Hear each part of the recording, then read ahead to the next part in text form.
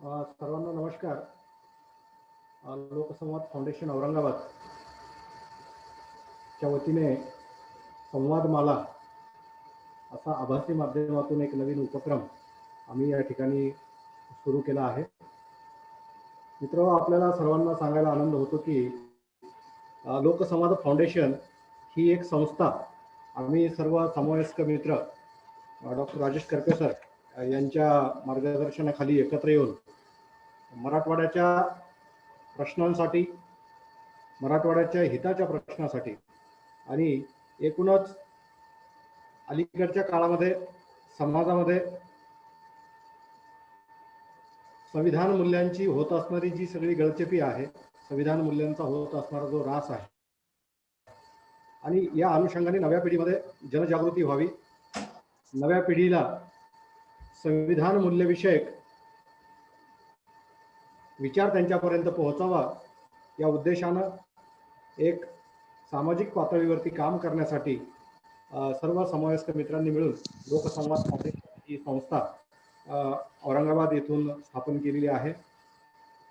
खरं तर आम्हाला या संस्थेचं उद्घाटन ऑफलाईन अशा माध्यमातून घ्यायचं होतं, परंतु कोरोनाचा वाढता प्रकोप आणि गेल्या फेब्रुवारीमध्येच आमच्या या संस्थेला मान्यता मिळाल्यामुळे ऑफलाईन उद्घाटन संस्थेचं होईल तेव्हा होईल, परंतु आम्ही सर्वांनी विचार केला की आपण या माध्यमातून संवाद घडून आणला पाहिजे आणि जनजागृती या अनुषंगाने नव्या पिढीला विचाराची देवाणघेवाण या अनुषंगाने चर्चा आणि संवाद झाला पाहिजे. आणि म्हणून आदरणीय डोळे सरांशी आम्ही या संदर्भात हितगुज केला आणि सरांनी काही कल्पना आम्हाला सुचवल्या. त्यातली ही संवादमाला महिन्याच्या प्रत्येक रविवारी एका मान्यवर अभ्यासकांचे, तत्वचिंतकाचे विचार आपल्यापर्यंत पोहोचवण्याचा उपक्रम आम्ही सुरू केलेला आहे. आणि अर्थातच एप्रिल महिन्यामध्ये शिक्षणाच्या अनुषंगाने हा संवाद आयोजित करण्यात येणार आहे. तरी याचा पहिला भाग म्हणून, पहिला संवाद म्हणून आदरणीय डोळे सर या ठिकाणी आपल्याला मार्गदर्शन करणार आहेत. तत्पूर्वी या पूर्ण नियोजनाच्या पाठीमागचे, या कार्यक्रमाच्या पाठीमागच्या आयोजनाची असणारी भूमिका या लोकसंवादचे संस्थापक अध्यक्ष, आमचे मित्र, आमचे मार्गदर्शक डॉक्टर राजेश करपे सर यांनी मांडावी अशी मी त्यांना विनंती करतो. या प्रास्ताविकातून या लोकसंवादची असणारी भूमिका आपल्या सर्वांसमोर येईल. Doctor Rajesh Karpe sir. लोकसंवाद फाउंडेशनच्या माध्यमातून शिक्षण आणि स्वातंत्र्य या विषयावरती आज आपल्याशी पहिला संवाद करणार आहेत महाराष्ट्रातील पुरोगामी विचारवंत आदरणीय प्राध्यापक डॉक्टर जयदेव डोळे सर. सर, लोकसंवाद फाउंडेशनच्या वतीने मी आपलं या ठिकाणी मनपूर्वक हार्दिक स्वागत करतो. या प्रसंगी या संस्थेचे सचिव, एक तरुण साहित्यिक समीक्षक डॉक्टर गणेश मोहिते, आमचे ज्येष्ठ सहकारी मार्गदर्शक मित्र डॉक्टर राम चव्हाण सर, या कामी आम्हाला तंत्रज्ञ म्हणून उपस्थित राहिलेले निखिलजी भालेराव, रामजी शिंगारे व या उपक्रमामध्ये ऑनलाईन सहभागी असलेल्या महाराष्ट्रभरातील माझ्या बंधू आणि भगिनींनो, आपल्या सगळ्यांचं या फाउंडेशनच्या वतीने मी मनापासून हार्दिक स्वागत करतो. गेल्या काही वर्षापासून भारतभरामध्ये आणि एकूणच जगभरामध्ये काही म्हणजे स्वातंत्र्य, समता, बंधुता ही जी काही लोकशाही मूल्य आहेत, या लोकशाही मूल्यांना ठेच पोहोचवणाऱ्या, बाधा आणणाऱ्या काही घटना घडत आहेत. त्याचे प्रत्यक्ष अप्रत्यक्ष परिणाम, त्याच्या झळा आपणालाही सहन कराव्या लागतात, आपणालाही सोसाव्या लागत आहेत. आणि मग त्यामुळे जो सामान्य माणूस आहे, ज्याच्याकडे संवेदना आहेत, असा माणूस असह्य व्हायला लागतो. आणि मग अशी ही संवेदनशील असलेली मंडळी गेल्या काही दिवसांमध्ये एकत्र आली आणि त्यांनी या लोकसंवाद फाउंडेशनची स्थापना केलेली आहे. खरं तर हा जो काळ होता, गणेशरावनी उल्लेख केल्याप्रमाणे हा कोरोनाचा काळ होता. या काळामध्ये आम्ही एकत्र आलो. तर कोरोनाची ही जी आपत्ती आहे, या आपत्तीचं इष्टापत्तीमध्ये रूपांतर करण्यासाठी आम्ही सगळे मंडळी या ठिकाणी एकत्र आलेलो आहोत. सुरुवातीच्या काळामध्ये साहित्य आणि सांस्कृतिक चळवळीच्या माध्यमातून शेती, शेतकऱ्यांचे प्रश्न, शिक्षण, पर्यावरण आणि पाणी हे जे समाजाला भेडसावणारे मुख्य प्रश्न आहेत, त्या विषयावरती समाजाचे उद्बोधन प्रबोधन करत करत पुढच्या टप्प्यामध्ये आम्ही प्रत्यक्ष कृती कार्यक्रमाला सुरुवात करणार आहोत. ज्या पद्धतीनं नाना पाटेकर आणि मकरंद अनासपुरे यांच्या नाम फाउंडेशनने गेल्या 3-4 वर्षापूर्वी महाराष्ट्रभर एक पाण्यावरती चळवळ उभी केली, किंवा आमिर खान असतील, अक्षय कुमार असतील, यांनी ज्या पद्धतीनं महाराष्ट्रभर एक चांगलं काम पाणी प्रश्नावरती उभं केलं, तशा प्रकारचं आम्ही काही करू इच्छितो समाजासाठी. याच्यासाठी आम्ही या ठिकाणी एकत्र आलेलो आहोत. काल राम चव्हाण सरांनी मला सूचना केली की येत्या जूनमध्ये 5,000 झाडं आपण या औरंगाबाद शहरामध्ये लावूयात. आपण पाहतो आहोत जागतिक तापमान वाढ दिवसेंदिवस होत आहे आणि या पार्श्वभूमीवरती ही काळाची गरज आहे. आणि त्यांनी अशी सूचना केल्याबरोबर मी महापौर नंदकुमार घोडेले साहेबांना विनंती केली की आम्हाला ट्री गार्ड्स लागतील जूनमध्ये, आपण ते उपलब्ध करून द्यावेत. आणि महापौर घोडेले साहेबांनी हे ट्री गार्ड्स जून महिन्यामध्ये उपलब्ध करून देण्याची व्यवस्था करून देण्याचं आश्वासन या ठिकाणी आपल्याला दिलेलं आहे. मी एनएसएस मध्ये काम केलेलं आहे. या संस्थेतल्या अनेक पदाधिकाऱ्यांनी एनएसएस मध्ये काम केलेलं आहे. एनएसएसचं ब्रीद आहे, नॉट मी बट यू. मी माझ्यासाठी नव्हे, इतरांच्यासाठी समाजाचं काहीतरी देणं लागतो, या भूमिकेतनं आम्ही काम करणार आहोत. आणि समाजातले हे जे काही प्रश्न आहेत, आम्ही सगळेच प्रश्न सोडवू शकणार नाही, परंतु काही प्रमाणात या प्रश्नांची तीव्रता कमी करण्याचा आमचा प्रयत्न असेल.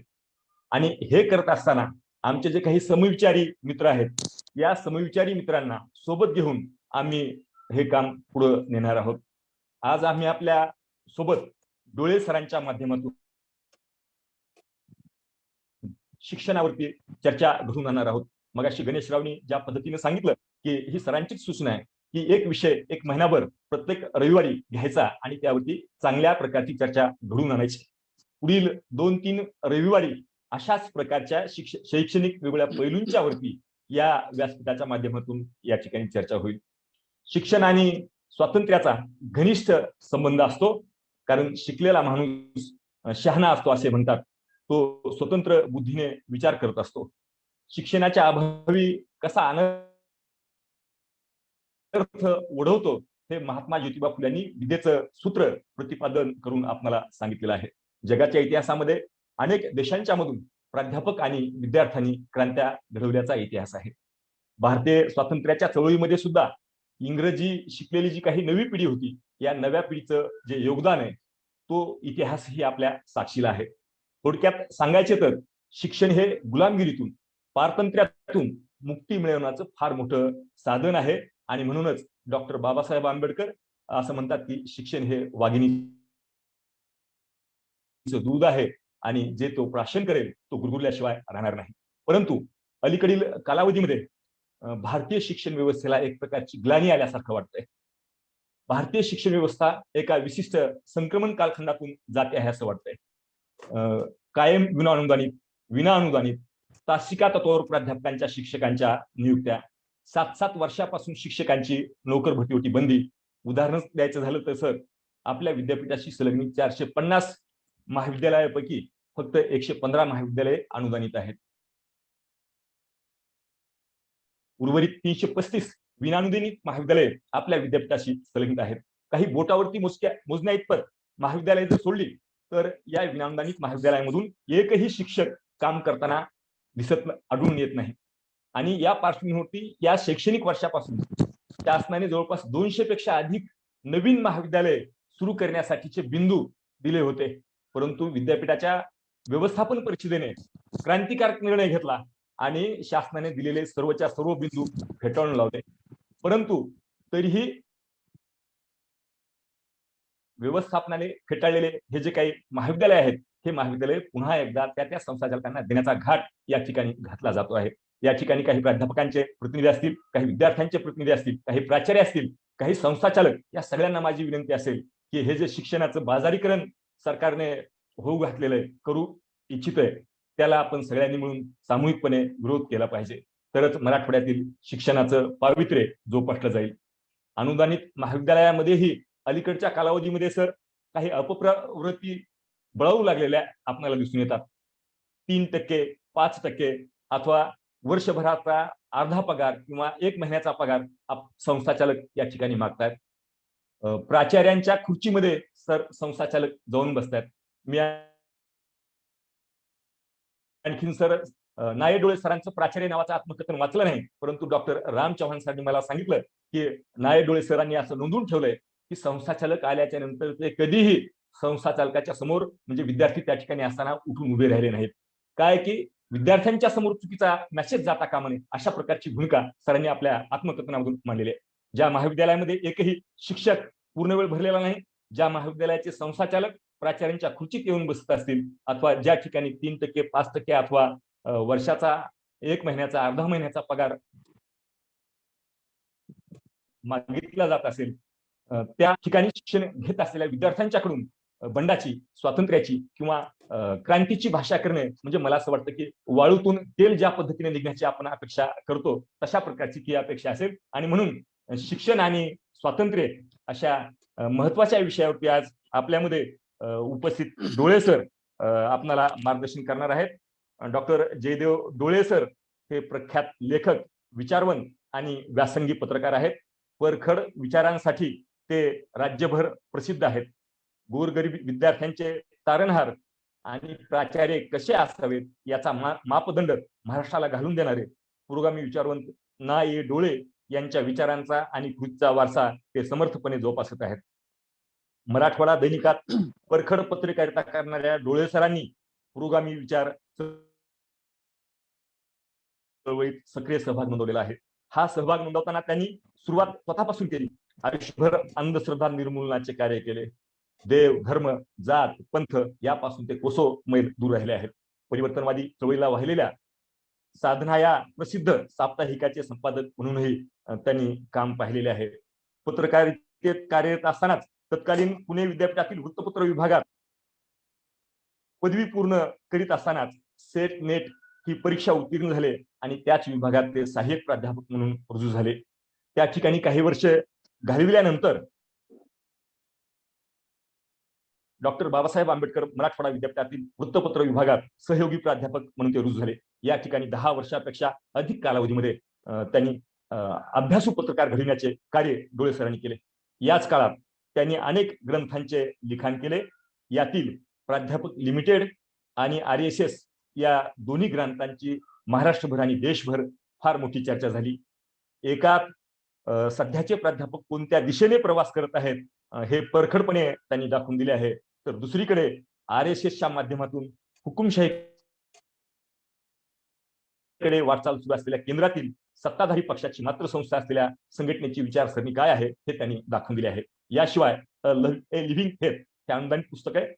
खबर, जॉर्ज नेथा, साथी आणि मित्र, लालू प्रसाद यादव हे अनुवादित चरित्र, विरुद्ध ही कादंबरी, समाचार यामधून त्यांनी प्रसार माध्यमांची झाडाझडती घेतलेली आहे.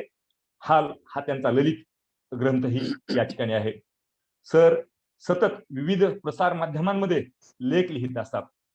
त्यातून प्रतिगामी शक्तीवर केलेले शब्दांचे हल्ले अधिक टोकदार असतात. वृत्तवाहिन्यावर ही सतत पुरोगामी विचार मांडण्याचे काम सर करीत असतात. अशा आदरणीय व्यक्तिमत्व असलेले डोळे सर आज आपल्याला मार्गदर्शन करणार आहेत. विशेष म्हणजे हा पहिलाच संवाद आहे. पुनश्च एकदा मी सरांचं आणि सहभागी सर्व मंडळींचं मनापासून हार्दिक स्वागत करतो आणि थांबतो. जय हिंद, जय भारत. धन्यवाद करपे सर. डोळे सरांचा परिचय आपण विस्तृतपणे या ठिकाणी ठेवलेला आहे आणि डोळे सरांना ओळखत नाही असं महाराष्ट्रात तरी कोणी नाही. म्हणून यानंतर मी शिक्षण आणि स्वातंत्र्य या विषयाच्या अनुषंगाने आदरणीय जयदेव डोळे सर यांना विनंती करतो की त्यांनी आमच्याशी संवाद साधावा. आदरणीय डोळे सर. सर्वांना नमस्कार.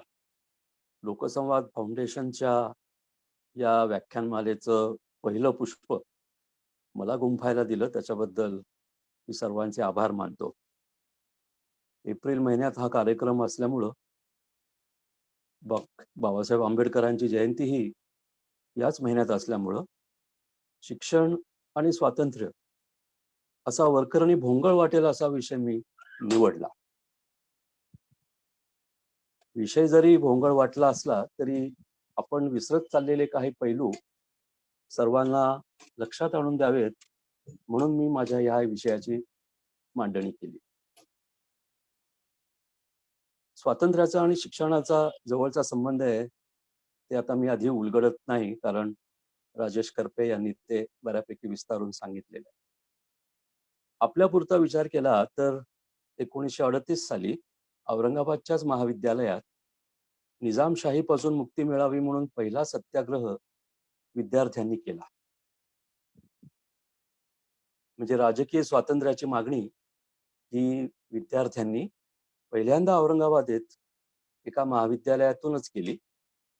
ते महाविद्यालय निजामानंच स्थापन केलं असल्यामुळे सर्वांवर कारवाई झाली, सर्वांना काढून टाकलं गेलं आणि मग तिथून 10 वर्षांचा असा धामधुमीचा काळ या स्वातंत्र्य चळवळीचा सगळ्यांना बघायला मिळाला, की 1948 साली मराठवाडा प्रदेश आणि त्याच्यासोबत कर्नाटक, आंध्रमधले काही भाग आपण मुक्त झालो. म्हणून राजकीय स्वातंत्र्याचं आपल्याकडे अप्रूप आहेच. त्या राजकीय स्वातंत्र्याचे जे नेते होते स्वामी रामानंद तीर्थ, त्यांच्या नावाचंही विद्यापीठ आपल्या भागात आहे नांदेडला. तोही एक अभिमानाचा भाग आहे. पण राजकीय स्वातंत्र्यासोबत सामाजिक स्वातंत्र्य आणि आर्थिक स्वातंत्र्य हे असावं असं डॉक्टर बाबासाहेब आंबेडकरांचं म्हणणं होतं. ते रास्तच होतं. कारण राजकीय स्वातंत्र्य मिळाल्यानंतर दलित आणि तेव्हाचे अस्पृश्य यांना कसं वागवलं जाईल याची हमी जोवर दिली जात नाही, जातीव्यवस्था आणि धर्मव्यवस्था यांच्या कचाट्यातून हे नवं राजकीय दृष्ट्या स्वतंत्र झालेलं राष्ट्र कसं वागेल हे स्पष्ट होत नाही तोवर आमचा या स्वातंत्र्यावर विश्वास बसणार नाही, असं डॉक्टर आंबेडकरांचं म्हणणं होतं. आणि याच डॉक्टर आंबेडकरांनी 1950 साली औरंगाबाद येथंच मिलिंद महाविद्यालय स्थापन केलं. म्हणजे बघा, राजकीय स्वातंत्र्य 48 आणि सामाजिक स्वातंत्र्याचा पुरस्कर्ता उद्गाता 1950 साली आपल्याकडे एक महाविद्यालय काढतो. तर एवढा मोठा वारसा कदाचित मला असं वाटतं की पुणे शहरानंतर औरंगाबाद शहरालाच आहे. पुणे शहराला ज्योतिरावांचा वारसा मिळाला सामाजिक, लोकमान्य टिळकांचा राजकीय स्वातंत्र्याचा मिळाला, सावित्रीबाईंची शाळा आणि फर्ग्युसन कॉलेज ही खरं तर अशी ही राजकीय सामाजिक स्वातंत्र्याची जोड होती. तसं मराठवाडा विभागाला एकीकडे स्वामी रामानंद तीर्थ यांचं राजकीय नेतृत्व आणि एकीकडे डॉक्टर बाबासाहेब आंबेडकर यांचं सामाजिक शैक्षणिक नेतृत्व मिळालं. म्हणून मला असं वाटलं की शिक्षण आणि स्वातंत्र्य ह्या अतिशय अभिन्न अशा गोष्टी आहेत आणि त्या आपण न विसरता विद्यार्थ्यांना तर समजून सांगितल्याच पाहिजेत, पण इतरत्रही अन्यत्रही आपण शैक्षणिक क्षेत्रातच काम करणारे बहुंशी इथे जमलो असल्यामुळे आपण याचं विस्मरण कधी होऊ देता कामा नये की राजकीय नेतृत्वानंच इथे शिक्षण सुरू केलं. कारण स्वामी रामानंद तीर्थ सुरुवातीला शिक्षकच होते, डॉक्टर आंबेडकर सुरुवातीला प्राध्यापकच होते.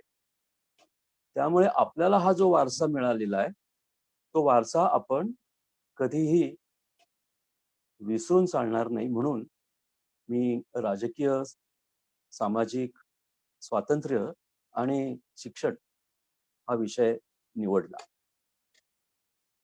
आता गंमत अशी आहे की शिक्षणामुळं माणूस स्वतंत्र होतोच आणि स्वातंत्र्यामुळं बऱ्याचशा गोष्टी शिकता येतात. त्याच्यामुळे शिक्षण आणि स्वातंत्र्य या दोन गोष्टी कशाही परस्पर अभिन्न आहेत. दोन्हीही एकमेकांवाचून चालत नाही. जसं निजामाने उर्दू भाषा आणि त्याला आवडतील ते विषयच मराठवाड्यातल्या लोकांना शिकायला लावले आणि आपल्या पूर्वजांनी त्याविरुद्ध बंड केलं आणि स्वातंत्र्य मिळवलं, तसंच आजकाल ब्रिटिश वसाहतवाद्यांनी ज्या पद्धतीची शिक्षण पद्धती रूढ केली तिच्यामुळं भारतावर काय काय दुष्परिणाम झाले त्याची ही चर्चा आता सुरू झालेली आहे. ती चर्चा अर्थातच अनेक पैलूंनी असते, पण सध्याचे जे राज्यकर्ते हिंदुत्ववादी विचारसरणीचे आहेत त्यांनी ती वेगळ्या पद्धतीनं वळवण्याचा प्रयत्न केलेला आहे. तो मार्ग अर्थातच आपल्याला नामंजूर आहे.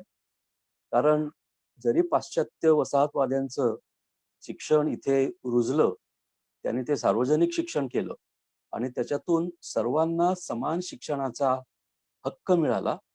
ते नक्कीच कौतुकास्पद होतं, अभिनंदनीय होतं आणि ते फायदेशीरही होतं.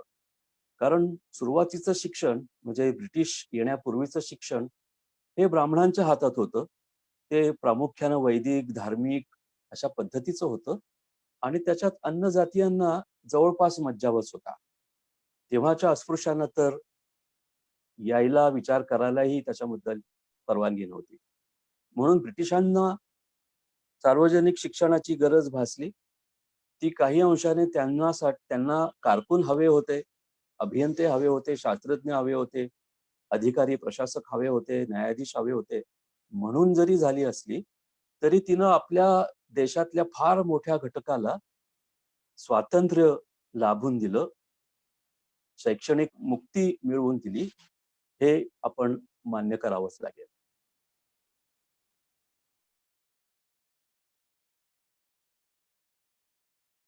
पत्रकारितेसारखंच शिक्षण हे सुद्धा कधी संतुष्ट करणारं नसतं. सकाळचं वर्तमानपत्र वाचत असताना बहुतेक सुशिक्षित, सुबुद्ध वाचकांची तक्रार हीच असते, की ही काय बातमी अर्धवटच झाली, हा फोटो काय नीट नाही छापला, अग्रलेखामध्ये हा मुद्दा घ्यायला पाहिजे होता किंवा अमुक अमुक एक घटना या वर्तमानपत्रानं छापलीच नाही. म्हणजे हा असंतुष्टपणाचा एक भाग झाला, की वर्तमानपत्र ही एक बौद्धिक प्रक्रिया आहे. तो एक बौद्धिक उपचार आहे. तो कधीही संतुष्ट देणारा नसतो. त्याचप्रमाणे शिक्षण हा सुद्धा एक बौद्धिक भाग असल्यामुळे आणि जोवर ती बुद्धी तजेलदार, जिज्ञासू आणि उत्सुक असेल, तोवर शिक्षण हे नेहमीच कधीही तुम्हाला स्वस्थ बसवणारं राहतच नाही. म्हणून शिक्षण कोणतं चांगलं? तर जे तुम्हाला कधीही स्वस्थ, शांतचित्त आणि आता पोट भरलंय बाबा, आता पुढे काही वाचायला, लिहायला शिल्लकच नाही, असं वाटू न देणारं असतं ते चांगलं शिक्षण. चांगला शिक्षक सुद्धा कोण? जो विद्यार्थ्यांची बंद कवाडं, त्यांचं कुंद झालेलं मन उघडं करतो आणि त्यांना स्वातंत्र्याची मोकळी हवा अंगात, शरीरात घ्यायला लावतो, इतरांना स्वातंत्र्याचं वारं खेळायला लावतो, तो चांगला शिक्षक. असं शिक्षण आणि स्वातंत्र्य यांचं नातं अभिन्न आहे. आता गंमत अशी झाली, की राजकीय मंडळीनं आपल्या देशाला स्वातंत्र्य मिळवून दिलं. बाबासाहेब आंबेडकर राजकीय नेतेच होते, पण त्यांचा भर सामाजिक आणि आर्थिक बाजूवर जास्त होता. तरी सुद्धा राजकारण आणि शिक्षण यांचं नातं आपल्याला अमान्य करता येत नाही. जसं UGC ची निर्मिती ही संसदेनंच केली, तद्वत अगदी महाविद्यालयीन किंवा शालेय अभ्यास मंडळांची निर्मिती सुद्धा बोर्ड ऑफ स्टडीज मध्ये निवडून गेलेले प्राध्यापक करत असतात आणि शिक्षण सचिवांनी काही निवडलेले जे तज्ज्ञ असतात ते त्या शालेय पुस्तकाची मांडणी करीत असतात. त्यांना एक चौकट दिलेली असते. ती चौकट अर्थातच आपल्या संविधानाची असते. आपल्या संविधानातली जी काही मूल्य आहे त्या मूल्यांना अनुषंगूनच विद्यार्थ्यांचं मन घडत राहावं, त्या पलीकडे त्याचं काही मन जाऊ नये अशी ती रचना केलेली असते. म्हणजे साधारण 1947 नंतर आपल्या देशामध्ये शिक्षणाची धाटणी बदलली आणि 1950 नंतर आपण राज्यघटना स्वीकारल्यानंतर त्याला एक निश्चित वळण मिळालं. असं मानलं जायचं किंवा मी तरी असं मानायचो, की आपल्या देशामध्ये लष्करी क्रांती कधी होणार नाही, कारण आपला देश शिक्षणामार्फत लोकशाही मन घडवणार आहे. आपली सर्व मूल्य ही लोकशाही आणि त्या अनुषंगून जी स्वातंत्र्य, बंधुता, समतेची राज्यघटनेतली जी मूल्य व्यवस्था आहे ती बळकट करणारं आहे असं माझं म्हणणं होतं. आता एक खरंय की लष्कर हे राजकारणापासून वेगळं केलं असल्यामुळे लष्करामध्ये राजकीय सत्तेची भावना पाकिस्तानातल्या लष्करामध्ये असते तशी नाही. पण 2014 पासून भाजपचं सरकार आलं आणि आपल्या सर्व समाजाचंच लष्करीकरण सुरू झालं किंवा लष्करीकरण करण्याचा त्यांचा बेत दिसतोय, असं अनुभवायला लागलं. त्याच्या मागे अर्थातच राष्ट्रीय स्वयंसेवक संघाची जी शिस्तीची, लष्करीकरणाची, सशस्त्र शिक्षण देण्याची जी संकल्पना आहे ती आहे. त्यामुळे लष्कर राजकीय होत चाललेलं आहे. मोदींच्या मंत्रिमंडळातले 2-3 मंत्री तरी लष्करातूनच आलेले आहेत. लष्कर प्रमुखांच्या नियुक्त्या सुद्धा राजकारणामध्ये अडकलेल्या आहेत. त्याच्यामुळं जे लोकशाहीवर आधारलेलं, लोकशाही मूल्यांवर जोपासलेलं जे भारतीय मन आहे, ते मन आता डळमळू लागलंय की काय, असा संशय येऊ लागलेला आहे. कारण 1991 नंतर ग्लोबलायझेशन, उदारीकरण आणि खाजगीकरण हे मूल्य काँग्रेस सरकारनं स्वीकारलं. त्याला भारतीय जनता पार्टीच्या नेत्यांनी सुद्धा पाठिंबा दिला आणि तेच आतापर्यंत येऊ लागलेलं आहे. याचा अर्थ मगाशी राजेश करपेनं जसा उल्लेख केला, बाजारीकरण झालं. ते बाजारीकरण मी कॉर्पोरेटायझेशनच्या अनुषंगाने बघतो. म्हणजे भांडवलीकरण मोठ्या प्रमाणामध्ये झालं. भांडवलीकरण म्हणजे काय झालं? तर भांडवलदारांचा पैसा, गुंतवणूकदारांचा पैसा, जास्तीत जास्त शिक्षण हे बाजाराला हव्या असलेल्या शैक्षणिक कौशल्यावरच तयार असलेली विद्यार्थी देणं, याच्यावर तयार झालं. आता असं दिसायला लागलंय की हे कॉर्पोरेटायझेशन आता धार्मिक आणि त्यातही स्पष्ट म्हणायचं झालं तर हिंदुत्ववादी विचारांना हाताशी धरून अजून आपली सत्ता बळकट करू बघताय. म्हणजे एकीकडे भांडवलीकरणाचा धोका शिक्षणाला तर आहेच आहे, पण धर्मदृष्ट्या असहिष्णू आणि संकुचित करण्याचं मन घडवण्याचं कामही हे कॉर्पोरेटायझेशन करत आहे. त्याच्यामुळं शिक्षण आणि स्वातंत्र्य याचं जे अभिन्न नातं आहे ते बिघडत चाललेलं आहे. ज्या द्वेषानं भाजपनं आणि संघ परिवारानं JNU, AMU, BHU आणि अन्य कित्येक विद्यापीठांमध्ये विद्यार्थी वर्गाला फितवून, विद्यार्थी वर्ग भुलवून जे राजकारण सुरू केलं, त्यानं एक फार मोठं पोलरायझेशन तयार झालेलं आहे. त्यांच्या राजकारणाचा पाया पोलरायझेशनचा आहे, म्हणजे ध्रुवीकरणाचा आहे. उघड आहे की त्या राजकीय संस्कृतीचा प्रभाव शिक्षणावर पडतो, शैक्षणिक वातावरणावर पडतो, अभ्यासक्रमावर पडतो, पुस्तकांवर पडतो आणि मुख्य म्हणजे त्याचा कच्चा माल असलेल्या विद्यार्थ्यांवर पडतो. त्यामुळे आज बघा बहुतांश विद्यापीठांमध्ये सवर्ण विरुद्ध दलित आणि हिंदू विरुद्ध मुसलमान अशी दुहेरी, दुरंगी स्थिती उद्भवलेली आहे. ती 2014 पूर्वी अस्पष्ट स्वरूपात होती, तिचा उच्चार होत नव्हता किंवा तशा विचारांच्या कार्यकर्त्यांना, नेत्यांना, पक्षांना धाडस होत नव्हतं सार्वजनिकरित्या समोर येण्याचं. पण त्यांच्याच विचारांची सत्ता आल्याबरोबर एक असं ध्रुवीकरण सुरू झालं की जे ध्रुवीकरण समाज अस्थिर करून सोडतोच, पण समाजाची घडण जे शिक्षण असतं ते शिक्षण सुद्धा संशयास्पद, शंकास्पद आणि टाकाऊ पद्धतीचं बनवलं जातंय. हे मला फार धोक्याचं वाटतंय. आज बहुतेक विद्यापीठांमध्ये सवर्ण विरुद्ध दलित आणि हिंदू विरुद्ध मुसलमान असं वातावरण जाणीवपूर्वक उत्पन्न केलं जात आहे. जाता जाता एक गोष्ट सांगतो की आता मुसलमानांची किंवा ख्रिश्चनांची थेट कत्तलच करायची असा काही मार्ग त्यांचे विरोधक पत्करत नाही. त्याऐवजी त्यांना वगळण्याचा दुसराच मार्ग त्यांनी पत्करलेला आहे. आज लोकसभेमध्ये भारतीय जनता पार्टीचे 303 सदस्य आहेत. त्याच्यामध्ये निवडून गेलेला एकही मुस्लिम सदस्य नाही. राज्यसभेमध्ये त्यांनी पाठवलेले 1-2-3 मुस्लिम सदस्य आहेत. पण ज्याला तिकीटच दिलं नाही असा मुसलमान लोकसभेत असणारच नाही.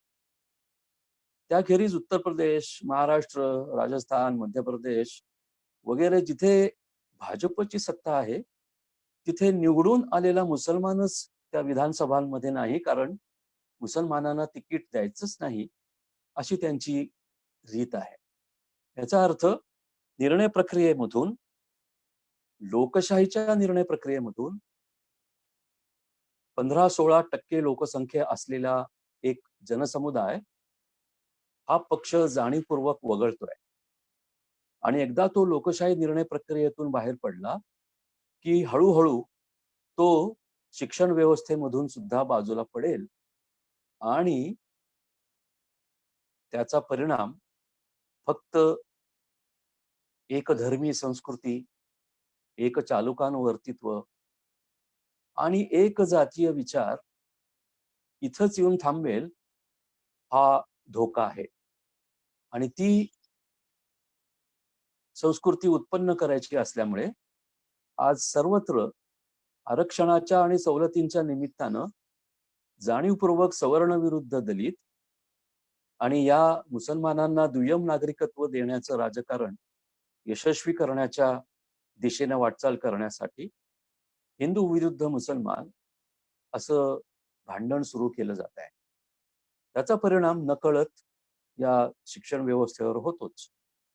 म्हणजे नुकताच मोगलांचा इतिहास कमीत कमी करून वगळून टाकायचा असंच शैक्षणिक धोरण अनेक विद्यापीठांमध्ये सुरू झालेलं आहे. आपल्या महाराष्ट्राच्याच शालेय इतिहासामध्ये छत्रपतींचं म्हणजे शिवाजी महाराजांचं आणि मराठा राज्यकर्त्यांचं जे स्थान आहे ते योग्यरित्या ठेवलं याच्यामध्ये शंका नाही. पण म्हणून मुसलमानांची कारकीर्द, मोगलांची कारकीर्द अजिबातच अनभ्यस्त ठेवायची, त्याज्य ठेवायची, तुच्छ ठरवायची हे काही मला बरोबर वाटत नाही. कारण या देशाची संस्कृती गंगा जमुना आहे, गंगा यमुनी आहे. त्याचप्रमाणे त्या देशाला सुफी परंपरेची सुद्धा मोठी पार्श्वभूमी आहे. खुद्द औरंगाबाद शहर आणि मराठवाडा भूभाग हा सुफी परंपरेनं नटलेला भूभाग आहे. इथे फार मोठे सुफी संत होऊन गेले. त्यांनी इस्लामचा प्रचार पुरस्कार केला, पण हिंदू धर्मियांचे काही रीतिरिवाजही त्यांनी पाळले. रूढार्थाने ते मूर्तीपूजक नव्हते, पण कबरी, पीर, थडगे या सगळ्या गोष्टी त्यांनी हिंदूंच्या मूर्तीपूजेमधून स्वीकारल्या. तर अशी आपली समृद्ध संस्कृती असताना ती एकारलेली संस्कृती करण्याचं राजकारण सुरू झालंय आणि ते विद्यार्थ्यांना हाताशी धरून घडवलं जाते. हे मला फार काळजीचं वाटतं. म्हणून मला असं वाटतं की कॉर्पोरेटायझेशनचा जो काही धोका आहे, भांडवलीकरण आणि औद्योगिकीकरणाचा जो धोका आहे, तो धोका आता कम्युनलायझेशनचा अजून एक मार्ग जोडल्या जाण्यामुळे अजून तो गडद झालेला आहे. त्याची काळजी आपण घेतली पाहिजे. कारण जर कम्युनल आणि मार्केट ओरिएंटेड शिक्षण दिलं तर मग ते शिक्षण विद्यार्थ्यांना परतंत्र करणारच होईल. शिक्षण मुक्त केव्हापासून करतं? तर माझी जात, माझा धर्म, माझा जिल्हा, माझी भाषा, माझं कुटुंब, माझं गाव यापासून मला अधिक मोठा विचार करायला जे शिकवतं ते शिक्षण. आपल्या विद्यापीठाला इंग्रजीमध्ये युनिव्हर्सिटी असं म्हणत असलो तरी ती प्रत्यक्षात मल्टीव्हर्सिटी असते. युनीचा अर्थ एक आणि मल्टी याचा अर्थ बहु. युनिव्हर्सिटीचा अर्थ वेगळा आहे. तिथे आपण एकत्र येतो, पण ज्ञान आपण मल्टी घेतो. म्हणजेच युनिव्हर्सिटीचं स्वरूप हे मल्टीव्हर्सिटीचं असतं. आणि उघड आहे की अशा मल्टीव्हर्सिटीमध्ये एक धर्म, एक राष्ट्र, एक पक्ष, एक राजकीय विचार हा असूच शकत नाही. तिथे सर्व विचार, सर्व पक्ष, सर्व इतिहास, सर्व राजे, सर्व क्रांत्या, उजवा, डावा, मध्यममार्गी, टोकाचा असा सर्व विचार शिकवलाच गेला पाहिजे आणि शिकलाच असला पाहिजे. त्याचं कारण त्या विद्यार्थ्याला स्पून फिडिंग देण्याचं नसून त्याला हे सगळे ऐतिहासिक दाखले दाखवून तुला जे वाटतं बरोबर त्याप्रमाणे स्वीकारण्याचा असतो. म्हणजे एक चांगला नागरिक एका लोकशाही देशाचा घडवायचा असेल तर त्याला भरपूर पर्याय बहुविध पद्धतीनं सादर केलेच पाहिजेत. आमचंच म्हणणं खरं, आमची सत्ता आहे म्हणून आम्हाला जे पटतं तेच आम्ही विद्यार्थ्यांना शिकवणार, हे त्या विद्यार्थ्यांचं स्वातंत्र्य हरण करणारं असतं. कारण विद्यार्थ्यांचं जे आकलनक्षम ग्रहणक्षम वय असतं त्याच्यामध्ये त्याचा मेंदू अतिशय तल्लख असतो, त्याची जिज्ञासू वृत्ती अत्यंत तजेलदार असते. त्याला जितके पर्याय दिले जातील तितके तो पर्याय अत्यंत हव्यासानं स्वीकारतो आणि जे काही भलंबुरं त्याच्या मनाला बुद्धीला पटेल त्याप्रमाणे तो स्वीकारतो. आणि म्हणून मी मगाशी 47 आणि 50 पासून जी भारतीय शिक्षण व्यवस्था आणि मूल्य व्यवस्था होती ती कशी लोकशाहीवर आधारलेली होती, ती कशी धर्मनिरपेक्ष होती, समाजवादी होती वगैरे, स्वातंत्र्य समता आणि बंधुतेवर आधारलेली होती, ती मोडकळीस आणून केवळ एक मार्गी आणि एकारलेली शिक्षण व्यवस्था जर या विद्यार्थ्यांच्या माथी मारली, ती माथी मारण्याचं काम सुरूच झालं अनेक विद्यापीठांमध्ये, तर हा विद्यार्थी स्वातंत्र्य तर मुकेलच मुकेल, पण तो काही वर्षात अत्यंत क्रूर असा हुकुमशहा, अत्यंत निर्दयी असा नागरिक, अजिबात दुसऱ्याचं ऐकून न घेणारा असहिष्णू बनेल असा मला धोका वाटतोय. आणि तो तसा बनावा म्हणजे निष्ठुर, निर्दयी, क्रूर, हिंसक बनावा असंच वातावरण त्याच्या अवतीभोवती तयार केलं जात आहे. अगदी साधे तुम्ही वादांचे मुद्दे बघा. एखाद्या शिक्षकानं त्याच्या वर्गामध्ये शिकवता शिकवता जर एखाद्या जातीचा काही दाखला दिला तर तो दाखला विकृत पद्धतीनं किंवा विपर्यस्त पद्धतीनं त्या वर्गातले विद्यार्थी घेतात, लगेच एखाद्या संघटनेकडे जातात, त्या विरुद्ध ती संघटना पत्रक काढते, त्याचा गाजावाजा होतो. प्रसार माध्यमांना तर आता आगीत तेल ओतायला अत्यंत आवडायला लागलेलं आहे. आणि तो प्राध्यापक, त्याचा तो विषय, त्याचं ते विद्यापीठ किंवा महाविद्यालय वादग्रस्त बनतं आणि वेळ अशी येते त्या प्राध्यापकाचा कोंडमारा असा केला जातो, त्याच्यावर दडपण असं आणलं जातं की त्या प्राध्यापकाला त्याची काहीही चूक नसताना माफी मागावी लागते. कित्येकदा त्याला नोकरीचा राजीनामा देऊन बाहेर जावं लागतं. म्हणजे निष्पक्षता, तटस्थता, ऐतिहासिक दाखले, त्या ऐतिहासिक दाखल्यांमध्ये कोण चूक होतं, कोण बरोबर होतं, हे एक अभ्यासक म्हणून, संशोधक म्हणून सांगण्याची सुद्धा सोय आता या घाणेरड्या विषाक्त वातावरणानं ठेवलेली नाहीये. हे आपण लक्षात घ्या. अनेक महाविद्यालयांमध्ये असे उपद्रवी विद्यार्थी वर्गात बसवले जात आहेत. अनेक उपद्रवी संघटना आता अशा शिक्षकांच्या मागे लागलेल्या दिसतात.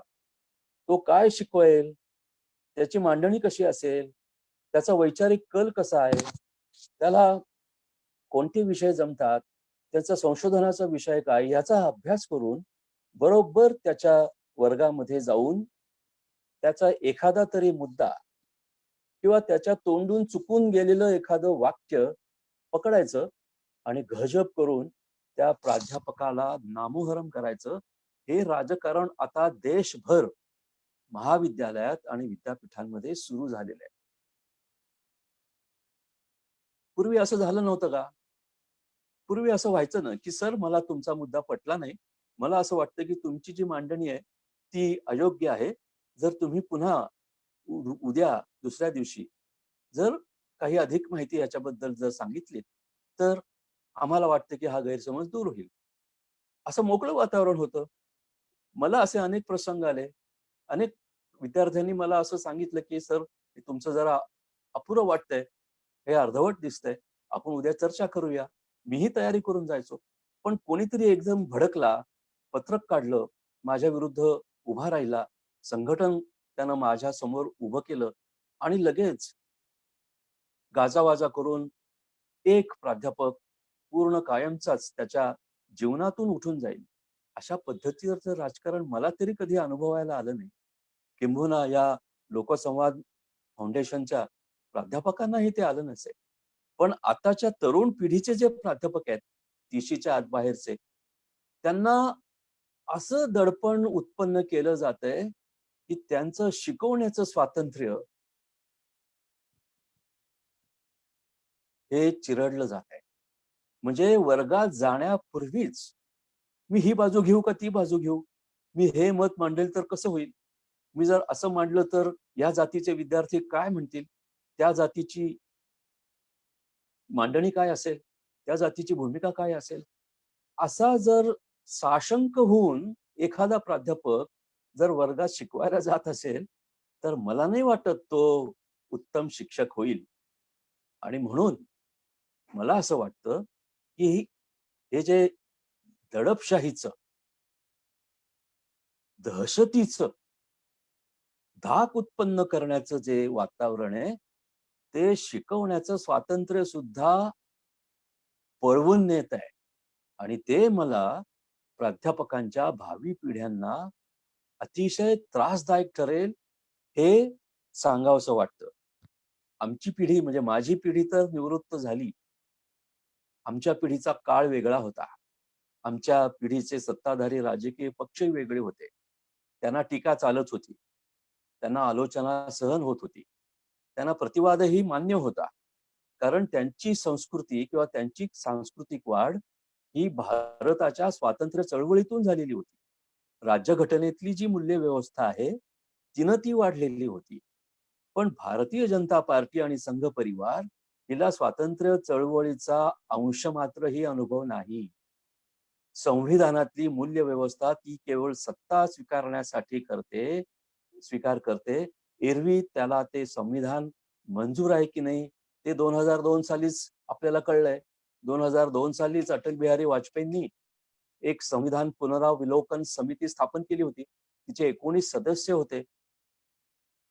त्या सदस्यांपैकी काही जिवंत आहेत. कशासाठी संविधानाचं पुनरावलोकन हवं होतं वाजपेयींना? उघड आहे की एक हिंदू राष्ट्र तयार करायचं होतं आणि त्याच्यासाठी हे संविधान मोठा अडसर ठरत होतं. म्हणून त्यांनी संविधानाचं पुनरावलोकन सुरू केलं. घटनेमध्ये दुरुस्ती करता येते ना, दुरुस्तीचा अधिकार सगळ्यांनी मिळूनच मान्य केलेला आहे ना, मग दुरुस्ती करा ना. अवघं संविधान बदलण्याची काय भाषा करता? अवघं संविधान पुनरावलोकन करण्याचं काय कारण आहे? त्याचं कारण हे आहे, जे आता स्पष्ट व्हायला लागले, की जी मूल्यव्यवस्था स्वातंत्र्य चळवळीनं आणि संविधानानं रुजवली, त्या मूल्यव्यवस्थेनं जे शिक्षक घडवले, जे शिक्षण घडवलं, ते आस्ते आस्ते 2014 पासून उद्ध्वस्त करायचं आणि त्या जागी एकधर्मीय, एकपक्षीय, एक नेतृत्व, एक चालुकानुवर्तित्व मूल्य या देशावर लादायचं आणि त्यासाठी शिक्षणासारखा सॉफ्ट टार्गेट दुसरं कुठलं नाही असं त्यांना वाटू लागल्यामुळं त्यांनी विद्यापीठांमध्ये आणि महाविद्यालयांमध्ये मी जे मगाशी सांगितलं तसं विषाक्त राजकारण, विषाक्त वातावरण सुरू केलंय. म्हणून म्हणतो की बाजारीकरणाविरुद्ध राजेश करपे बोलला, ती बाजू आपण बळकट केलीच पाहिजे. बाजारीकरण आपण अमेरिकेतून आणलं. त्या बाजारीकरणाबरोबर ही क्रेडिट सिस्टीम आणली, सेमिस्टर सिस्टीम आणली. कारण या दोन्ही सिस्टीम्स तिथल्या मार्केट इकॉनॉमीला परवडतील आणि मार्केट इकॉनॉमी सुरळीत कशी चालेल त्यासाठी आवश्यक होती. आपले राजकीय पुढारी आणि दोन्ही पक्ष, काँग्रेस काय किंवा भाजप काय, हे दोन्ही अमेरिका धार्जिण आहेत. कारण त्यांना भांडवलशाहीचं अतोनात प्रेम आहे. समाजवादाचा पराभव सत्तेतून झालेला आहे. आता जगामध्ये समाजवादी सरकार कुठेच नाहीये. पण म्हणून गोरगरिबांचं कल्याण जे समाजवादाला अभिप्रेत होतं ते रद्द झालेलं नाहीये. दलित, दुबळे, आदिवासी, महिला या सर्वांचं वेलफेअर स्टेट असलं पाहिजे. त्या वेलफेअर स्टेटची कल्पना अजूनही रद्द झालेली नाहीये. जगातले अनेक देश वेलफेअर स्टेटवर चालतात, जरी ते भांडवली चेहऱ्याचे असले तरी सुद्धा. अमेरिकेमध्ये सुद्धा आता ट्रम्पचं राजकारण, जो बायडन बदलतायत आणि ते अधिकाधिक अफर्मेटिव्ह ऍक्शन आणि वेलफेअर स्टेटच्या गोष्टी स्वीकारू लागलेल्या आहेत. आफ्रिकेतले अनेक देश, लॅटिन अमेरिकेतले अनेक देश, आशिया खंडातले अनेक देश पुन्हा एकदा वेलफेअर स्टेटची भाषा करू लागलेले आहेत, कारण गरिबांचा असंतोष वाढायला लागलेला आहे. बेकारी सर्वत्र वाढत चालली आहे. दारिद्र्य वाढतंय. औद्योगिकरणाचा वेग एवढा आहे की त्याच्यामुळे यांत्रिकीकरण वाढत चालल्यामुळे मनुष्य बेदखल होत चाललेला आहे. म्हणून कॉर्पोरेटायझेशन ऑफ एज्युकेशन आपल्याला अमान्य आहेच, पण कॉर्पोरेटायझेशनच्या जोडीला आता कम्युनलायझेशन येत आहे, त्याच्याकडे आपण कानाडोळा करता कामा नये. कॉर्पोरेट्सनी स्वातंत्र्य हरण केलं असलं तरी भांडवलशाहीला एका अर्थानं स्वातंत्र्य आणि लोकशाही अभिप्रेत असते.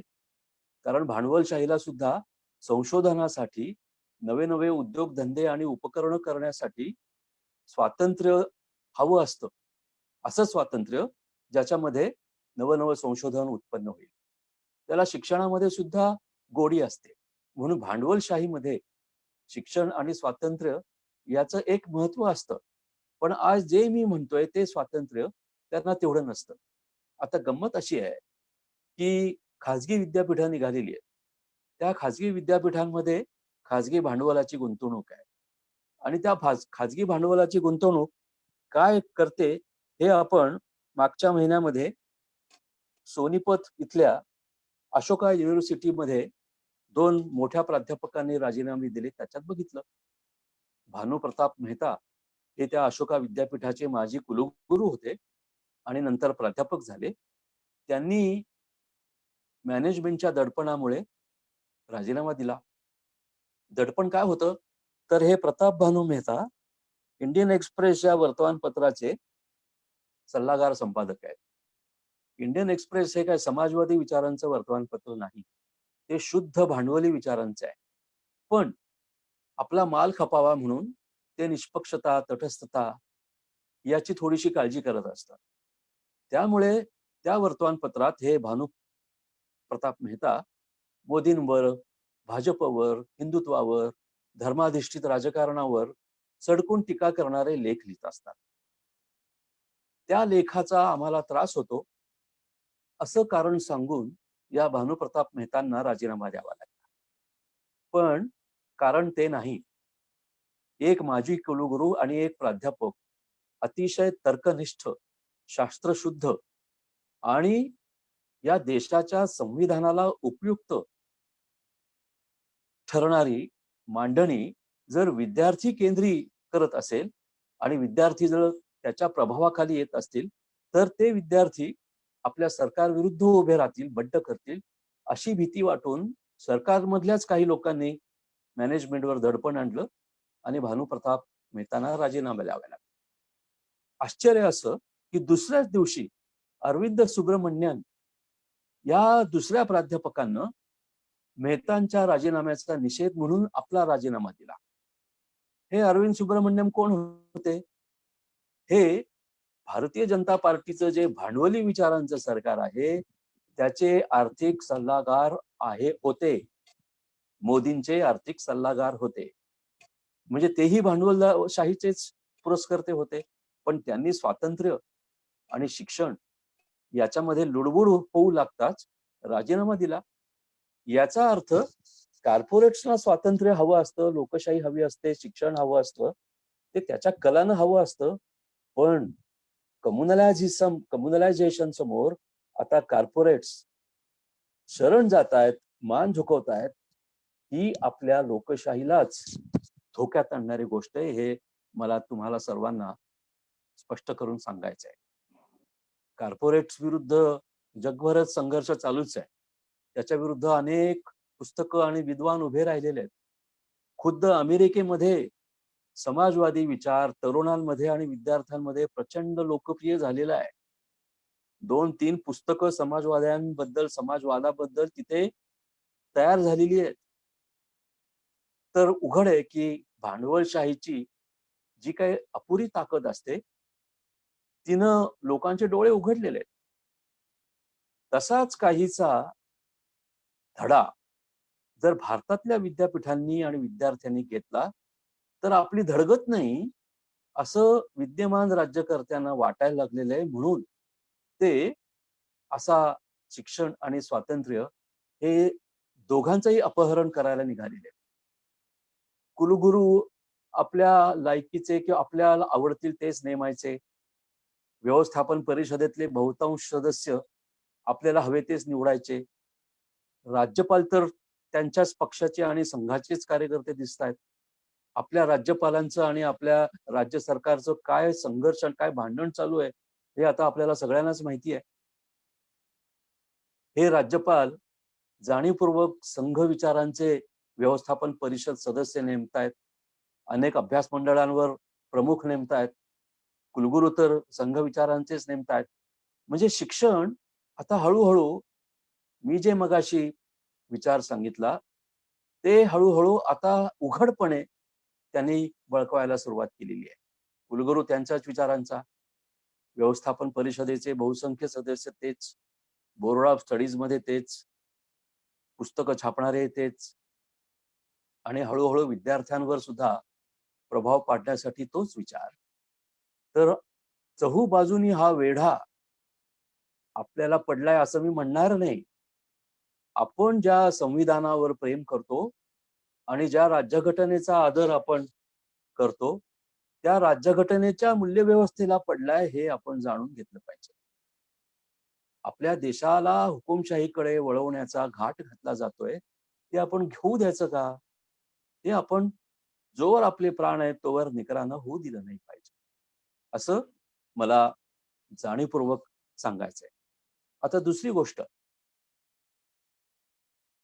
भाजपचं सरकार आल्यापासून नव्हे, त्याच्याही आधी जवळपास 15 वर्षांपासून आपल्या विद्यापीठांचं सरकारीकरण होत चाललेलं आहे.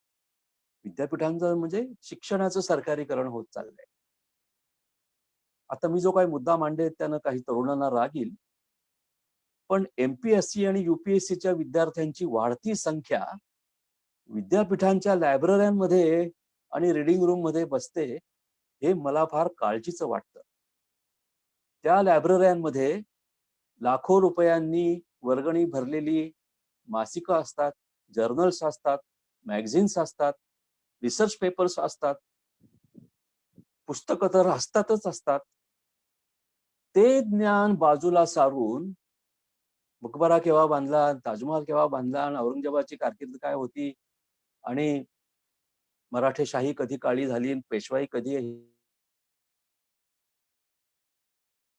करणारी आणि केवळ शासकीय योजनांवर जगणारी जर पिढी तयार करायची असेल तर मी जो लोकशाहीचा लढा आणि संविधानाचा मूल्यांचा संघर्ष मांडतोय तो पुढे कसा जाईल? तर हे जे सरकारीकरण होत चाललंय ते या विद्यार्थ्यांच्याही लक्षात येत नाहीये. पंतप्रधानांनीच ते सांगितलेलं आहे की मिनिमम गव्हर्नमेंट आणि मॅक्झिमम गव्हर्नन्स. तर मिनिमम गव्हर्नमेंट याचा अर्थच सरकारी नोकऱ्या कमी असतील.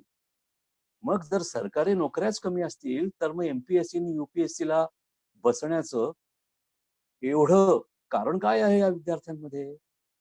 तर उघड आहे की खाजगीकरण सुद्धा यांना रोजगार देत नाहीये. म्हणजे एक भांडवलशाही व्यवस्था अशी तयार झाली आहे की तिच्याकडून रोजगारच निर्माण होत नाहीये ना खाजगीमध्ये आणि त्या खाजगीकरणाला उत्तेजन देणाऱ्या सरकारमध्ये. असं असताना केवळ सरकारच आपल्याला तारणहार आहे असं का वाटलं जातंय या तरुण पिढीला? आणि म्हणून होतंय असं की या एमपीएससी युपीएससीच्या सरकारी अभ्यासक्रमाचा परिणाम एकंदर साराच अभ्यासक्रम सरकारी होत चाललाय. आणि मग उघड आहे की सरकार जेव्हा अभ्यासक्रम ठरवतं तेव्हा त्याच्यामध्ये प्रतिवाद नसतो, प्रत्युत्तर नसतं, विरोध नसतो, विरोधी पक्ष नसतो, आणि मग पुन्हा एकदा एका वेगळ्या प्रकारे एकेरी, एकांगी, एकारलेपणाच्या वातावरणाला बळ मिळतं. तर हा एक भाग आपण बाजूला ठेवला पाहिजे. आणि त्याचबरोबर मेरिटोक्रसीचा एक मुद्दा पुढे आणला जातोय हे पण लक्षात घेतलं पाहिजे. गुणवंत असलेच पाहिजेत, पण गुणवंतशाही कशासाठी? मला किंवा अन्य कुठल्या विद्यार्थ्याला मेरिटवर प्रवेश मिळणं अगदी स्वाभाविक आहे. पण मेरिटसाठी ज्यांनी हजारो वर्ष अन्याय, जुलूम, वंचना, पीडा, अस्पृश्यता सहन केली, त्यांना का वगळायचं? प्रवेशाला जरी आम्ही मोकळेपणा देत असलो तरी उत्तीर्ण व्हायला आम्ही सवलती आणि आरक्षण कुठे असतं? नसतं. पण जाणीवपूर्वक एक गैरसमज असा केला जातोय की आरक्षण आणि सवलती मिळवणारे विद्यार्थी हे मेरिटवाले नसतात, आम्हीच फक्त मेरिटवाले असतो, असा एक मुद्दा. मी मगाशी जो संघर्ष सांगितला तो सवर्ण हिंदू आणि दलित जाती, आदिवासी जाती, ओबीसी जाती यांच्यामध्ये सांगितला जातोय. म्हणून मला असं वाटतं की ही जी मेरिटोक्रसीची भाषा गेल्या 7-8 वर्षांपासून सुरू झालेली आहे,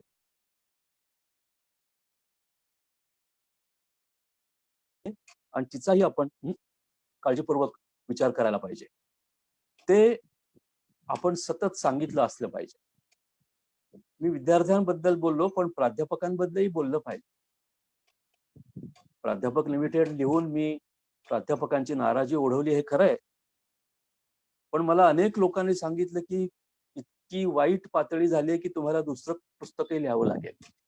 ते मी लिहिणार नाही, कारण मला बाकीची कामं आहेत. पण आता आत्मशोध आणि आत्मटीकाही करायला आपण लागलो पाहिजे. त्याचं कारण आहे. त्याचं कारण ग्रामीण भागातल्या बहुजन जातीतल्या आरक्षणातून, सवलतीतून, दारिद्र्यामधून अतिशय धडपडीनं वर आलेल्या तरुणांकडे आता शिक्षण गेलेलं आहे. बहुसंख्येने ते प्राध्यापक आहेत आणि त्यांच्याकडे बोट दाखवून जर मेरिटोक्रसीची भाषा केली जात असेल तर तो फुले शाहू आंबेडकरांच्या राजकारणाचा पराभव आहे असं मी समजेन, असं मी समजतो. स्वामी रामानंद तीर्थ आणि डॉक्टर बाबासाहेब आंबेडकर यांनी ज्या दृष्टिकोनातून मराठवाड्यामध्ये शिक्षण संस्था उभ्या केल्या, त्या दोघांच्याही स्वातंत्र्याचा पराभव या प्राध्यापकांच्या निष्क्रियतेमुळे आणि केवळ त्यांच्या दुर्लक्षामुळे जर होत असेल तर ते आपण सहन केलं नाही पाहिजे. कारण अंतिमतः कोणताही राजकीय वाद हा जातीपाशी नेऊन ठेवायची एक खोड आपल्या समाजाला लागलेली आहे. ती गेल्या 7-8 वर्षांमध्ये तर अधिकच लागलेली आहे. म्हणून मला असं वाटतं की आता आपला जो काही हस्तक्षेप आहे आणि आपली जी काही गुणवत्ता आहे ती आपण दाखवलीच पाहिजे. आणि आपली गुणवत्ता दाखवल्याशिवाय खाजगी शिकवणे आणि खाजगी क्लासेस बंद होणार नाहीत हे पण लक्षात घ्या. 80% प्राध्यापक महाविद्यालयात जातात, रजिस्टरवर नोंदणी करतात उपस्थितीची, पण तासावर जात नाहीत. तासावर का जात नाहीत? कारण विद्यार्थी नाहीत अशी त्यांची तक्रार असते. विद्यार्थ्यांना विचारलं तर ते म्हणतात की आम्ही खाजगी क्लासेसमध्ये जात आहोत, आम्हाला इथे शिकण्याची गरज नाही. आता हा आपला पराभव आहे आणि हा आपला पराभव नाहीये. मी वारंवार सांगतो की हा स्वामीजी आणि आंबेडकर यांचा पराभव आहे आणि त्या दोघांनी मिळून जी काही राज्यघटना तयार केली त्या मूल्यव्यवस्थेचा प्रभाव आहे. कारण स्वामीजी आणि आंबेडकर हे एकाच वेळी लोकसभेमध्ये होते, एकाच वेळी संसदेमध्ये होते, हे लक्षात घेतलं पाहिजे. त्या दोघांची काहीतरी वैचारिक देवाणघेवाण तर नक्कीच झाली असली पाहिजे. 1952 साली स्वामीजी लोकसभेवर निवडून गेले तेव्हा बाबासाहेब आंबेडकर आपल्या देशाचे मंत्री होते, त्यामुळे त्यांची देवाणघेवाण आणि ओळख देख तर असलीच पाहिजे. तर या दोघांचा ठेवा आपल्याला पुढे चालवायचा असेल तर प्रत्येक प्राध्यापकानं आपली गुणवत्ता वाढवत नेली पाहिजे, चिकित्सक वृत्ती वाढवली पाहिजे, विद्यार्थ्यांकडे अधिकाधिक काळजी घेतली पाहिजे आणि तो स्वतःही राजकीय दृष्ट्या जागृत झाला पाहिजे असं मला कायम वाटतं. माझ्या वडिलांचं उदाहरण दिलं राजेश करपेनं, पण माझे वडील आणि त्यांच्या बरोबरचे संस्थाचालक हे समविचारी होते आणि तो महाराष्ट्र उभारणीचा काळ असल्यामुळे दोघांनाही विद्यार्थ्यांना काय हवं आहे हे माहीत होतं. म्हणून त्यांनी एकमेकांचं स्वातंत्र्य जपलं, एकमेकांची प्रतिष्ठा जपली. तसं आता आपण संस्था चालकांना त्यांचा धाक किंवा त्यांची जी काही गरज असेल ती बाजूला ठेवून आपला जो काही धाक आहे, आपला जो काही बुद्धिमान, इंटेलेक्च्युअल म्हणून जो काही दबदबा आणि प्रतिष्ठा आहे ती आपण कायम ठेवली पाहिजे. आणि ती सतत वाचन, लेखन, अभिव्यक्ती, विद्यार्थ्यांशी जास्तीत जास्त संबंध आणि अपडेट राहून आपण जर आपल्या प्राध्यापकाच्या धर्माला प्रामाणिक राहून जागलो नाही तर ते होणार नाही. म्हणून मला असं म्हणायचंय की आपलं स्वातंत्र्य आपणच गमावत आहोत का? आपण निष्क्रिय राहून, आपण निर्बुद्धतेकडे जाऊन, आपण निरुपद्रवी राहून आणि आपण आपल्यातच वाढ न करण्याचं व्रत घेऊन आपण आपलं स्वातंत्र्य गमावत आहोत का? हे प्राध्यापकांनी विचारलं पाहिजे, स्वतःलाही विचारलं पाहिजे आणि आपल्या मित्रांनाही विचारलं पाहिजे की बाबा रे, मी फारच शरण गेलो का? मी फारच झुकलो का? कारण आता असं दिसतंय की विद्यापीठच झुकायला लागलेली आहेत, विद्यापीठच वाकायला लागलेली आहेत. कोणी मंत्री येवो, मुख्यमंत्री येवो, काही येवो, या विद्यापीठांना आपली स्वायत्तता आहे. आपण स्वायत्त आहोत. स्वातंत्र्य सकट आपण स्वायत्त सुद्धा आहोत याचा विसर पडलेला आहे. आणि स्वायत्तता जरी संसदेनं दिलेली असली तरी ती खरीखुरी स्वायत्त आहे, ती कॉन्स्टिट्युशनल स्वायत्तता आहे, ती काय राजकीय स्वायत्तता नाहीये. पण त्या स्वायत्ततेचं हरण सुद्धा केलं जाऊन जर तिथे शरणागत, समर्पण आणि जी हुजूर वृत्ती वाढत चालली तर मला नाही वाटत आपण 5-10 वर्ष तरी विद्यापीठ म्हणून, प्राध्यापक म्हणून, स्वतंत्र विचारांचे इंटेलेक्च्युअल म्हणून जगू असं मला तरी काही वाटत नाही. तेव्हा आपल्या सर्वांचं स्वातंत्र्य हरण होत नाहीये ना या शैक्षणिक क्षेत्रामध्ये, हा विचार आपल्या मनाला सतत कुरतडत राहायला पाहिजे असं मला वाटत राहतं. म्हणून मी तुमच्याशी संवाद साधला. मला बरं वाटलं की काही तरुण प्राध्यापक लोकसंवाद फाउंडेशनच्या निमित्ताने एकत्र आले. ते समवयीन आहेत असं राजेश करपे म्हणाला, पण समवयीन असण्यापेक्षा समविचारी असणं महत्वाचं आहे. आता मी काय समवयीन नाही, मी आता या महिन्यातच 65 वर्षांचं होईन. म्हणजे मी खरोखर वार्धक्याकडे झुकायला लागलेलो आहे. आणि केवळ या विद्यापीठापुरतंच क्षेत्र तुम्ही मर्यादित ठेवू नका असं मी सांगितलंय. आपलं जे दुसरं विद्यापीठ आहे तिथल्याही काही चांगल्या प्राध्यापकांची गाठ तुम्ही विद्यार्थ्यांशी घालून द्या, महाराष्ट्राला घालून द्या. कारण बुद्धिमत्ता आणि गुणवत्ता ही अशी भौगोलिक क्षेत्रामध्ये बंदिस्त नाही झाली पाहिजे. आपल्याला जर या 2 मोठ्या लोकांचा वारसा मिळालेला आहे तर आपण आपल्याच मित्रांना, आपल्याच समव्यावसायिकांना असं प्रसिद्धी विन्मुख ठेवलं नाही पाहिजे. आपलं कर्तव्य आहे की जिथे जिथे बुद्धिमान प्राध्यापक आहेत, जिथे जिथे बुद्धिमान शिक्षक आहेत, त्याची ओळख, त्याचा वापर आपण ही लोकशाही मूल्य आणि संविधानातली मूल्यव्यवस्था बळकट करायला केलाच पाहिजे. हे जे स्वातंत्र्य हरण आता आपलं होत चाललेलं आहे, जे मी आता थोडक्यात 40-50 मिनिटात सांगितलं, ते जपलं पाहिजे. त्यासाठीच हा लोकसंवाद फाउंडेशनचा उपक्रम झाला आणि त्याचं उद्घाटनाचं भाषण मला करायला मिळालं. त्याच्याबद्दल मला फार आनंद आहे. मी या सर्व समविचारी मित्रांचे मी आभार मानतो. धन्यवाद.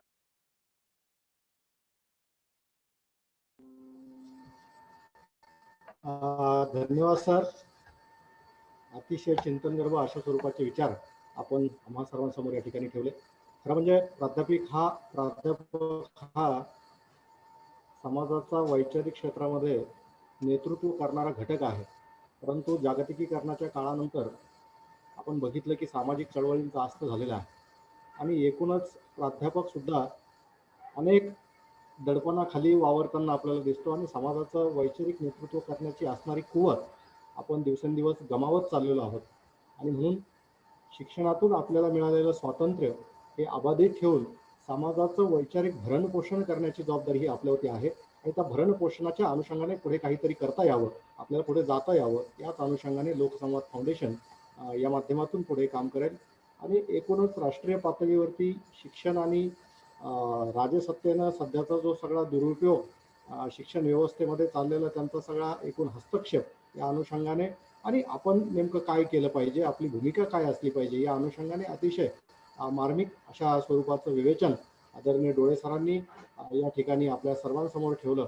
मला सांगायला आनंद होतो की हा पहिला उपक्रम आहे आणि जवळपास 4,000 लोकांपर्यंत आपण या उपक्रमाच्या माध्यमातून सर आज या ठिकाणी पोहोचलेलो आहे सोशल मीडियाच्या माध्यमातून. आणि या पुढच्या काळामध्ये अर्थातच आम्ही लोकसंवाद फाउंडेशनचं फेसबुक पेज असेल त्याला अपडेट करूयात, इंस्टाग्राम असेल त्याला अपडेट करूयात, यूट्यूब चॅनल असेल आणि या सगळ्या माध्यमातून पुढच्या काळामध्ये साधक बाधक अशा स्वरूपाचा संवाद समाजाच्या सर्व घटकांसोबत आपला झाला पाहिजे.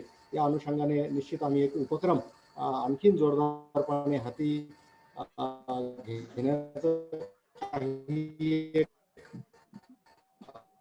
निर्णय घेतलेला आहे.